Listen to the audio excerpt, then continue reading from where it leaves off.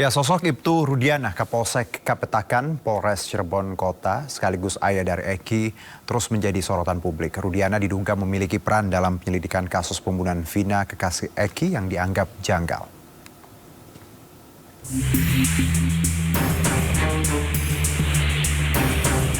Tahun 2016, Rudiana menjabat sebagai Kanit Narkoba di Polres Cirebon Kota, Jawa Barat. Sedangkan yang seharusnya melakukan penyidikan itu dilakukan oleh personil reserse kriminal. Setelah kasus ini kembali mencuat, keberadaan Rudiana menjadi misteri karena tak diketahui di mana ia berada. Awak media mencoba mendatangi kantor Polsek Kapetakan di mana Rudiana bertugas. Saat awak media mencoba masuk, disambut oleh sejumlah petugas yang ramah dan mereka mengkonfirmasi bahwa Ibtu Rudiana memang bertugas di sana. Namun saat itu Rudiana sedang tidak berada di tempat karena sedang ada kegiatan di luar. Ketika ditanyakan tentang kepulangannya, petugas tidak mengetahui pastinya. Namun mereka menyebut Rudiana sempat hadir pagi tadi untuk memimpin apel. Awak media juga mencoba mendatangi lebih dekat ruangan kerja Rudiana yang bertutup rapat. Dan pelang nama yang biasanya tergantung di depan pintu tidak terpampang. Hingga saat ini, kepolisian Cirebon masih dihadapkan pada tanda tanya besar terkait kasus pembunuhan yang melibatkan keluarga Ibtu Rudiana. Dari Cirebon, Jawa Barat, Toy Skandar Ainis melaporkan. Ya, sidang pra-peradilan Peggy Setiawan akan digelar besok di Pengadilan Negeri Bandung, Jawa Barat. Dan apakah Peggy bisa bebas dari tuduhan tersangka? Untuk membahasnya sudah bersama kami kuasa hukum Peggy Setiawan, Muhtar Effendi, lalu ada Wakapolri 2013-2014 Komjen Polisi Purnawirawan Ugro Seno, serta pakar hukum pidana Universitas Jenderal Sudirman Prof. Hipnu Nugroho. Assalamualaikum, selamat sore Pak Ugro, Prof. Hipnu, dan Pak Muhtar. Selamat sore Pak Ugro, Pak Muhtar. Terima kasih sudah bergabung bersama kami. Baik, saya mungkin ke Pak Muhtar terlebih dahulu. Anda sebagai kuasa hukum Peggy, apakah tim-tim sudah menyiapkan untuk besok dan seperti apa optimisme bicara jelang pra-peradilan ini, Pak Muhtar? Siap, baik. Terima kasih. Insya Allah untuk persiapan sidang perdana besok pada tanggal 24 Juni 2024 untuk sidang perdana pra-peradilan, kami seluruhnya sudah dalam kondisi siap. Bahkan kami kemarin di Cirebon mengadakan dukungan dengan membubuhkan tanda tangan bagi khususnya seluruh tim pengacara, tetapi juga itu ditujukan kepada siapapun masyarakat yang lewat di sana yang ingin memberikan dukungannya dengan mencantumkan atau membubuhkan tanda tangan. Secara keseluruhan kami sudah siap untuk menghadapi pra-peradilan, karena kami yakin dengan apa yang sudah kami data-data atau apapun itu yang bentuknya berhubungan dengan pra-peradilan, itu kami sudah menyiapkan memang sedini mungkin. Terima kasih. Baik, saya ke Pak Ugro. Pak, kalau Anda sebagai mantan Wakapolri, Anda melihat bagaimana pendapat Anda tentang prosedur penangkapan Peggy ini, dan tentunya ada pra-peradilan yang digugat oleh pihak Peggy terhadap polisi. Bagaimana Pak Ugro? Ya, jadi kita berangkat dari titik Peggy alias Peron tadi ditangkap berdasarkan DPO. Baik. Ya kan? Kemudian DPO ini juga masuk dalam berkas perkara waktu sidang ke-8 terdakwanya akhirnya menjadi terpidana. Nah, penentuan DPO atau daftar pencarian orang ini itu sudah diatur dalam peraturan Kapolri tahun 2019.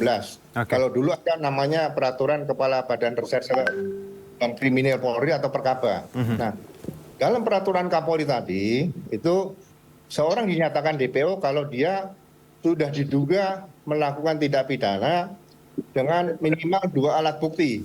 Jadi ada keterangan saksi didukung dengan bukti-bukti lain. Yang biasanya kalau peristiwa dalam Vina dan Eki ini yang paling kuat adalah dukungan dari scientific crime investigation itu yang ada. Karena saksi-saksi sangat sulit didapatkan di lapangan. Kalau sudah ada 2 alat bukti yang cukup kuat, dan yang diduga tersangka harus pernah dipanggil paling tidak 3 kali. Nah, panggilan pertama ini harus disampaikan oleh penyidik kepada keluarganya, berarti alamatnya jelas. Tidak asal nulis alamat. Ya, setelah sampaikan ternyata tidak hadir. Berikutnya panggilan kedua disampaikan ke alamat rumah dan ditandatangani oleh mungkin kepala lingkungan atau pada keluarganya. Nah, panggilan ketiga juga harus disampaikan. Kalau panggilan ini tidak pernah dilakukan, kemudian langsung dinyatakan DPO dan apalagi DPO itu tidak ada foto, tidak ada alamat yang jelas, itu menurut saya DPO itu tidak sesuai dengan peraturan Kapolri yang ada. Nah, kalau tidak sesuai dengan peraturan Kapolri yang ada, berarti bertentangan dengan peraturan Kapolri, dan peraturan Kapolri itu pasti dasarnya adalah undang-undang. Dan kalau sudah berdasarkan undang-undang itu melanggar, berarti ada pelanggaran undang-undang, dan ya melalui mekanisme pra-peradilan adalah yang paling tepat. Itu saja yang saya sampaikan. Oke, plus DPO-nya juga dianulir ya Pak di tengah-tengah jalan ketika disebutkan ada 3 orang lalu disebutkan bahwa 2 yang lainnya fiktif. Bagaimana Pak Ugro melihat ini? Kalau DPO itu sudah masuk dalam berkas dan dalam persidangan, tidak ada ketentuan dalam peraturan Kapolri atau peraturan yang lain yang menyatakan DPO boleh dihapus. DPO boleh dihapus itu ada ketentuan berdasarkan pasal 78 KUHP. Di situ sudah disebutkan. Jadi sekali lagi jangan melanggar buku pinter hukum, yaitu KUHP dan undang-undang lainnya serta hukum acara pidana. Ini menarik statement keluar dari Pak Ugro yang merupakan juga bagian dari kepolisian. Tapi kita sama-sama belajar di sini. Mungkin saya ke Prof Hipnu. Prof Hipnu, bahwa kita tidak sedang menyudutkan pihak tertentu atau kepolisian, tapi kita semata-mata bicara kesamaan hak di depan hukum. Anda melihat bukti-bukti yang dihadirkan oleh kuasa hukum Peggy dan juga tadi statement Pak Ugro, apakah pra-peradilan besok bisa menjadi satu turning point untuk banyaknya hal-hal yang membingungkan kita terkait baik itu status Peggy dan bagaimana jalannya kasus Vina dan Eki ini? Silakan, Prof. Ya, Mas Juno. Pra-peradilan itu ada dimensi 3 hukum loh ya. Baik. 1 hukum pidana tentang sekarang pembunuhan, hukum administrasi tentang administrasi kepolisian, dan hukum perdata yang sekarang adalah gugatan. Makanya bukan dakwaan tapi gugatan. Yang menarik gini Mas Juno, bahwa pra-peradilan besok itu menentukan sekali apa itu namanya reputasi Polri. Karena apa? Baik. Kemarin kan Kapolri nyatakan bahwa pemeriksaan 8 tahun yang lalu adalah ada suatu kesalahan. Berarti kan tidak profesional. Masa pertanyaan yang kedua tidak profesional lagi? Kan itu yang jadi catatan.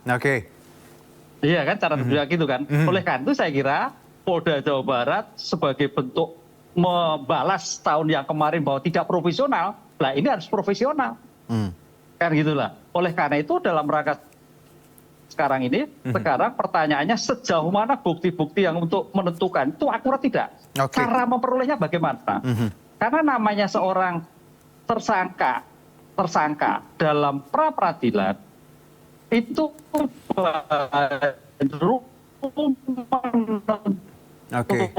Prof Hipnu. Ya, Prof Hipnu. Ya, kita tahu Pak Prof nampaknya sedang di perjalanan di kereta ya Prof. Boleh diulangi sedikit Prof? Itu yang ya, oke, masuk. Ya, lanjut Prof. Jadi boleh gitu, diulangi tadi Prof. Ya. Jadi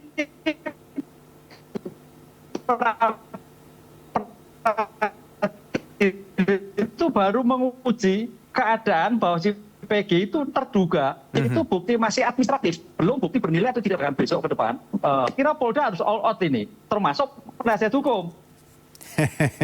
Jadi jangan sampai melihat bukti bernilai tidak bernilai. Tapi melihat bagaimana dilakukan itu apa terhadap Peggy. Karena ini kan penyertaan. Jadi masing-masing harus posisinya. Itu Mas, menurut saya Mas. Baik, berarti posisinya tadi harus jelas. Ya, apakah sebagai pelaku ya. Baik, Prof. Kalau boleh saya rangkum tadi. Ya, Prof. Sebagai pelaku atau sebagai penyerta ya.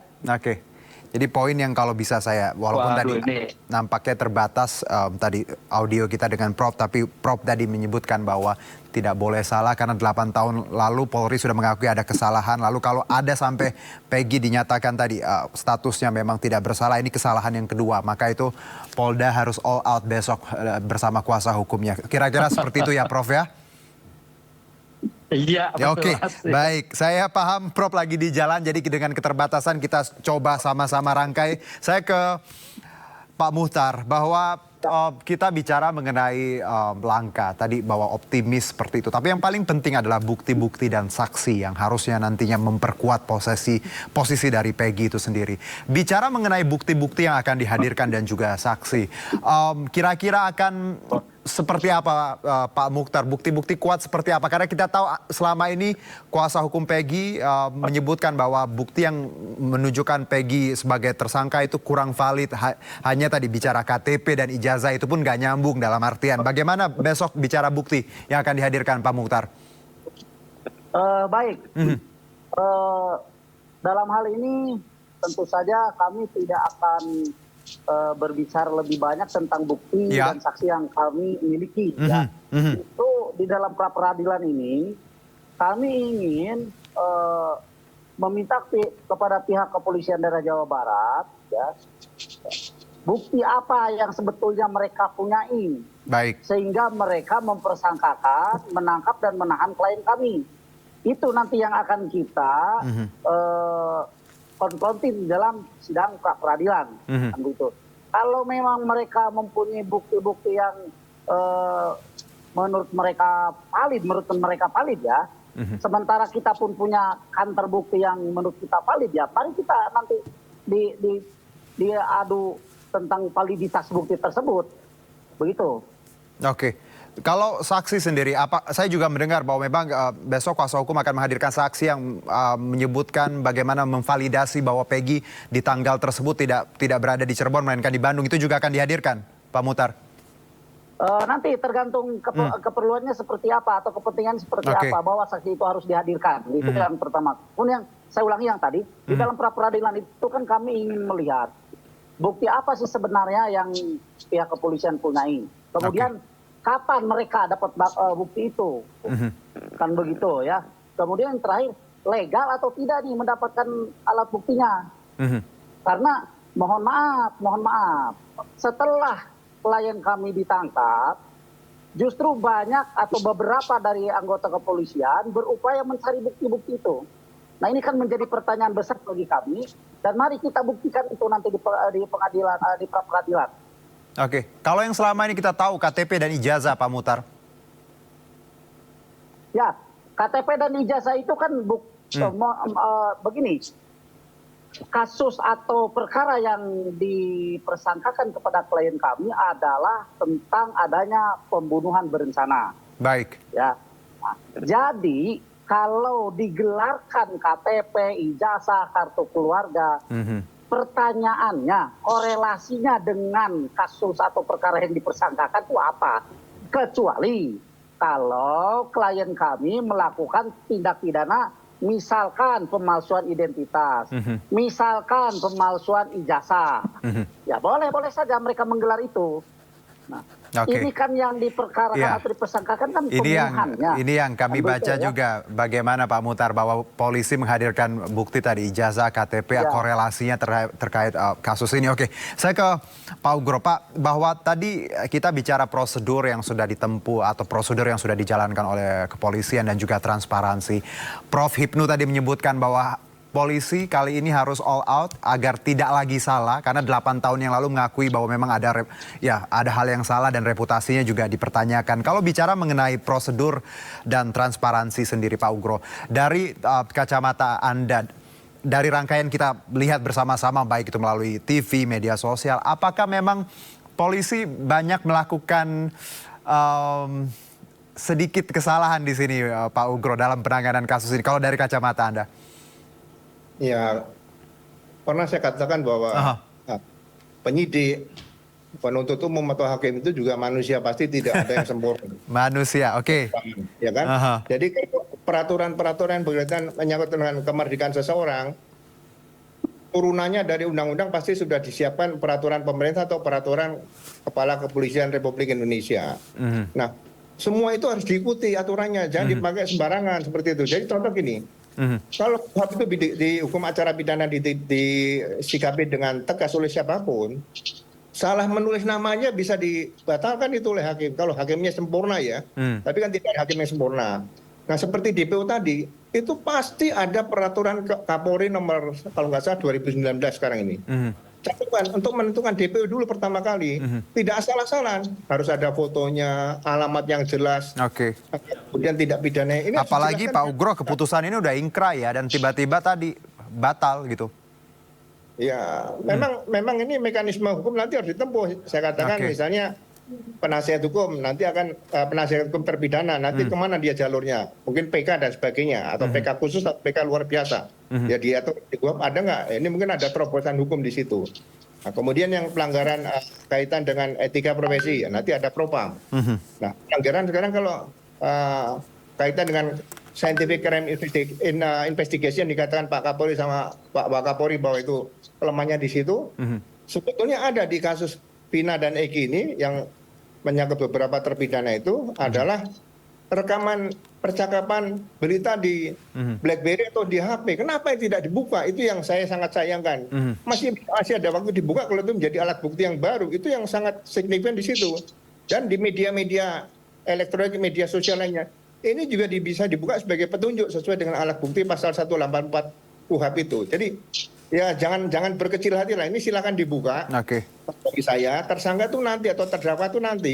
Yang penting kasus ini harus dibuka sejelas-jelasnya supaya publik lihat oh ini memang Pak. peristiwa seperti ini. Pak Ugro, berarti dengan tadi Anda menyebutkan scientific crime investigation, metode ini sebenarnya metode yang paling bisa kita andalkan di tengah banyaknya masing-masing argumen dan juga prasangka ya Pak? Iya betul. Jadi kita juga pengalaman bagaimana satu senjata tajam membunuh dua orang, satu golongan darah A, satu golongan darah B. Dan ditemukan darah dalam golok tadi senjata tajam tersebut ternyata AB. Nah kita minta ahli DNA, ternyata betul. Kalau satu golok dipakai untuk membunuh darah A dan satu golongan darah B menjadi AB, itu DNA loh ya, scientific crime investigation. Jadi bukan pendapat polisi. Gitu aja.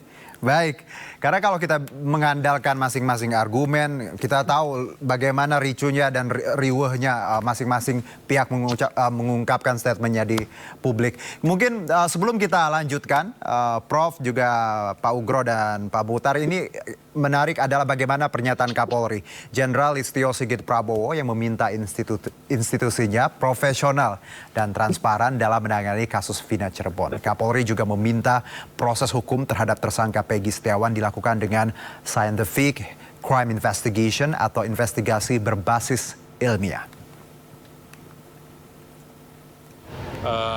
Melihat bahwa terkait dengan kasus Vina ini kan menjadi perhatian publik. Kami sudah pesan kepada Polda Jawa Barat dan juga menurunkan tim asistensi dari Propam, dari Irwasum, dari Baris Krim Polri karena memang peristiwanya terjadi 2016. Hingga kita minta bahwa ini menjadi perhatian publik, hingga kita minta semuanya untuk turun melihat peristiwa yang terjadi walaupun saat ini sebenarnya kasus tersebut sudah ada di pengadilan ya, sudah ada putusan inkrah kasasi, namun demikian kami minta untuk didalami. Tentunya ini ada proses yang sedang dilaksanakan oleh Polda Jawa Barat terkait penanganan Peggy, ini juga menjadi perhatian publik.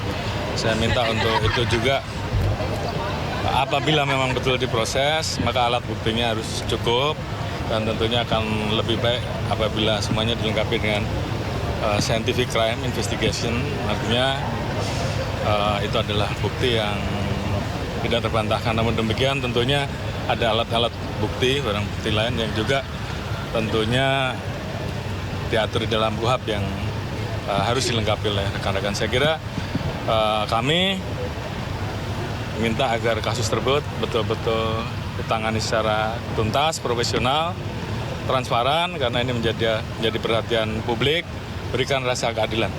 Oke, baik, berikan rasa keadilan tadi Pak Listio menyebutkan. Kita kembali berdiskusi, saya ke Prof Hipnu. Prof Hipnu, bahwa polisi harus lagi membuktikan bahwa reputasi institusi ini masih bisa kita percaya. Kalau besok Prof Hipnu sendiri melihat, perlukah bukti-bukti yang seperti apa sih Prof yang harusnya dihadirkan kuasa hukum Peggy dan teman-teman dari Peggy ini biar besok pra-peradilan ataupun nanti rangkaian pra-peradilan ini memang bisa merubah status Peggy, Prof? Iya, begini Mas. Besok kalau dari pihak Polri, saya kira profesionalisme yang dilakukan dalam rangka mendapatkan bukti, syarat sahnya bukti harus dilakukan. Baik. Kan gitu kan. Syarat sahnya. Kemudian syarat sahnya itu minimal 2 alat bukti. 2 alat bukti termasuk jumlah dan jenis. Sekarang kalau kita lihat kan ada berapa itu, ada 60-an ya. Saya kira cukup itu. Cuman yang menjadi masalah menurut saya sebagai orang luar, tadi saya katakan PG ini kapasitasnya sebagai apa waktu itu, kan gitu Mas. Sebagai apa? Kan kalau sprindik itu harus menentukan. Ya ini bukan bocor-bocoran, ya kita analisis di luar ya. Ini Pak Muhtar bisa senyum-senyum nanti ya. Jadi bukan alat itu, termasuk subjek orangnya gitu loh. Karena ini penyertaan. Lah, kalau itu sampai tidak pas, wah bisa berapa? Bisa berbahaya. Kan itu loh, bisa berbahaya. Kalau bukti saya kira evaluasi dari yang 8 tahun yang lalu udah oke lah. Ada 70 saksi. Kemudian masalah nilai itu nanti. Karena namanya tersangka di dalam pra-peradilan itu hanya mendudukkan seseorang sebagai tersangka. Bukan bukti itu bernilai tidak bernilai. Istilahnya bukan investigasi OJAS tapi masih eksaminasi OJAS. Jadi kerangka bukti-bukti itu sah sebagai bentuk perlindungan hak asasi manusia dijalankan. Itu saya kira Polri kalau sudah itu cukup ya insya Allah menang. Tapi kalau agak salah lagi ya nanti tergantung di persidangan kan pertimbangannya gitu. Oke, tapi kalau bicara jalannya besok Prof, bahwa tadi Kompolnas pun juga diminta untuk mengawal jalannya pra-peradilan. Anda melihat bahwa apakah memang besok pra-peradilannya memang akan seketat itu memang atau seperti apa Prof? Memang butuh pihak-pihak luar untuk mengawasi ini? Ya, kekhawatiran boleh lah. Karena namanya pra-peradilan itu cepat Mas. Jadi acara cepat 7 hari selesai. Hakimnya hakim tunggal. Kan itu kan. Jadi besok itu saya kira baru pembacaan, timnya Pak Muhtar ini membacakan gugatannya. Nah, setelah membacakan gugatannya, pihak Polda saya kira butuh waktu untuk menjawab gugatan tadi. Nah, itu yang di jalan gelap. Baru nanti bicara bukti. Bukti itu belum bernilai atau tidak, ada atau tidak. Lah perdebatan tadi Pak Muhtar betul. Apakah ini ada korelasi atau tidak? Dalam konteks aturan, korelasi belum nanti. Nah, hakimnya mau nggak nanti hakimnya bisa melihat ke sana. Karena ini perkara yang betul-betul mendapatkan perhatian masyarakat. Idealnya, kalau ini memang perkara yang bukti masyarakat, ya hakimnya mau, oh ini buktinya ada korelasi, tidak korelasi. Bukan bernilai, tidak bernilai, korelasinya itu yang betul. Nah, itu menurut saya seperti itu. Oke, baik Prof. Saya ke Pak Muhtar terakhir Pak. Ini kalau bicara mengenai tadi bagaimana persiapan bukti-bukti juga dan hari ini ada petisi seperti itu di Cirebon yang Anda jalankan bersama teman-teman. Harapan untuk besok dan kita tahu bahwa ini akan sangat sengit, waktunya juga akan singkat nanti pra-peradilan 7 hari mungkin seperti itu. Apa yang akan Anda harapkan untuk hasilnya, baik itu menang ataupun kalah? Baik. Sebagaimana kita ketahui bersama bahwa pertama Bapak Presiden Republik Indonesia Bapak Joko Widodo telah mengeluarkan perintahnya, ya bukan anjuran lagi. Ini karena datang dari kepala negara, ini adalah perintah. Ya, perintah kepada institusi kepolisian untuk transparan dan terbuka tentang penanganan atau penyelesaian kasus ini. Itu yang pertama. Kemudian yang kedua, ini perintah juga dari Kapolri, Bapak Listio Sigit. Ya ini bukan anjuran juga, perintah. Ingat ini perintah. Artinya mau tidak mau harus dilaksanakan. Bahwa penanganan kasus ini harus transparan dan terbuka dengan penyelesaian yang cepat-cepatnya. Apalagi beliau Pak Listio Sigit ini, Pak Kapolri menambahkan bahwa kasus 2016 ini tidak didukung dengan scientific crime investigation. Kan itu. Nah, kami berharap kepada pihak kepolisian daerah Jawa Barat, dalam hal ini sebagai termohon, jangan sampai ada mangkir dalam jadwal persidangan pra-peradilan. Ya. Kenapa demikian? Ini untuk menunjukkan profesionalitas Polda Jabar. Ya. Pra-peradilan ini bukan pertandingan siapa kalah siapa menang, bukan. Tapi ini untuk menunjukkan profesionalitas Polda Jabar. Kalau memang profesionalitasnya memang selalu dijunjung tinggi, maka mereka akan selalu hadir dalam persidangan. untuk menunjukkan bahwa kami profesional, kan begitu. Nah kami pun sama dari pihak pengacara, kita menjunjung tinggi profesi kita sebagai pengacara. Maka dengan itu sekali lagi saya mengharapkan kepada kepolisian daerah Jawa Barat sebagai termohon, jangan ada niatan untuk mangkir dalam persidangan ini. Mari kita bertemu di pra-peradilan. Terima kasih. Baik, terakhir saya ke Pak Ugro. Pak, kita bicara tadi bukan menang atau kalah, tapi bicara profesional disebutkan Pak Muhtar. Anda sebagai bagian dari kepolisian dan juga mantan Wakapolri, apa harapan Anda terkait pra-peradilan yang besok akan berjalan dan waktunya juga hasilnya akan kita dapati dalam seminggu ini? Harapan Anda, Pak? Ya, sebagai praktisi dulu penyidik, kemudian sekarang di kewenangan sebagai pengamat, saya berharap ini pelajaran yang sangat bagus yang didapatkan di lapangan. Jadi kalau di bangku pendidikan tidak ada, ini di lapangan. Jadi mudah-mudahan ini bisa menunjukkan kepada bangsa kita inilah hukum di Indonesia yang sebenar-benarnya. Jadi itu yang harapan saya untuk bisa mengambil hikmah dari pra-peradilan yang diajukan oleh para penasihat hukum dari PEGI tadi. Oke, baik Pak Ugro, terima kasih. Prof Hipnu juga terima kasih Prof. Safe trip, hati-hati di jalan. Dan juga untuk Pak Muhtar ya, semangat kita sama tadi bagaimana equality before the law ya. Semuanya punya hak yang sama dalam hukum. Itu yang menunjukkan suatu bangsa memang bangsa yang besar, bijaksana, bahwa kita semua punya hak yang sama dalam hukum, bukan bicara menang atau kalah tapi profesionalitas. Terima kasih Pak Muhtar, Prof Hipnu dan juga Pak Ugro, sehat-sehat. Wassalamualaikum. Matur nuwun.